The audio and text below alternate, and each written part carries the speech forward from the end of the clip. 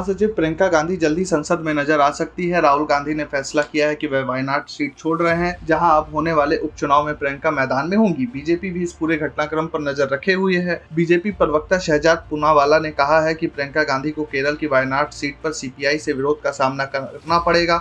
उन्होंने बताया है कि बीजेपी ने प्रियंका को घेरने के लिए क्या प्लान बनाया है। राजनीतिक डिबेट में हिस्सा लेने के लिए शहजाद पूनावाला एक मीडिया संस्थान में गए थे। जब प्रधानमंत्री नरेंद्र मोदी ने 2014 में वाराणसी और वडोदरा से चुनाव लड़ा था तो दोनों जगह की जनता को मालूम था कि वह एक सीट छोड़ेंगे। वडोदरा की जनता को धोखे में नहीं रखा गया था। हालांकि वायनाड की जनता को 26 अप्रैल तक नहीं बताया गया कि राहुल गांधी 2 जगह से चुनाव लड़ने वाले हैं। राहुल पहले अमेठी को भूल गए, फिर वायनाड पहुंचे, अब वह वायनाड को भूल रहे हैं। सीपीआई नेता एनी राजा ने भी ये बातें पहले ही बता दी थी। बीजेपी प्रवक्ता ने इशारों में कहा कि कांग्रेस परिवार में फूट देखने को मिल सकती है। उन्होंने कहा कि पारिवारिक कंपनी की तरफ से फैसला किया गया है कि तीसरे सदस्य को भी संसद में भेजना है।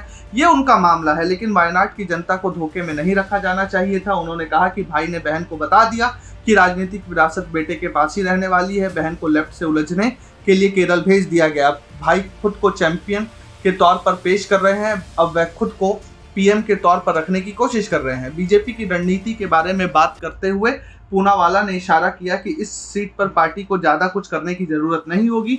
वह अंदरूनी कलहों पर जोर देते हुए कांग्रेस के भीतर हो रहे घटनाक्रम का जिक्र करते रहे। उन्होंने कहा कि हर किसी का मानना है कि भाई के मुकाबले बहन की हिंदी पर पकड़ अच्छी है। रॉबर्ट वाड्रा का भी स्टेटमेंट आया है जिसमें उन्होंने कहा है कि वह पहले ही बता चुके थे कि प्रियंका गांधी से प्रचार नहीं करेंगी बल्कि वह संसद भी जाएंगी। उन्होंने कहा कि कांग्रेस के जिन 5 लोगों ने प्रियंका को संसद भेजने का प्लान बनाया है उनमें से 3 गांधी परिवार के सदस्य हैं। ये कांग्रेस की सामंतवादी सोच है। वायनाड को सेफ सीट मानकर प्रियंका को वहां भेजा गया है। दर्शकों, आपको बता दें कि वायनाड से राहुल गांधी के सामने पिछली बार एनी राजा थी, जो लोकसभा चुनाव 2024 हुए और वो 3 लाख से ज़्यादा मतों से राहुल गांधी से हार गई। लेकिन इस बार कांग्रेस राहुल गांधी ने रायबरेली की सीट चुनी और वायनाड को छोड़ दिया। तो वहीं अब पारिवारिक पृष्ठभूमि को आगे बढ़ाने की जिम्मेवारी प्रियंका गांधी वाड्रा को सौंपी गई है कि वह पारिवारिक पृष्ठभूमि को दक्षिण में जोड़े रखें।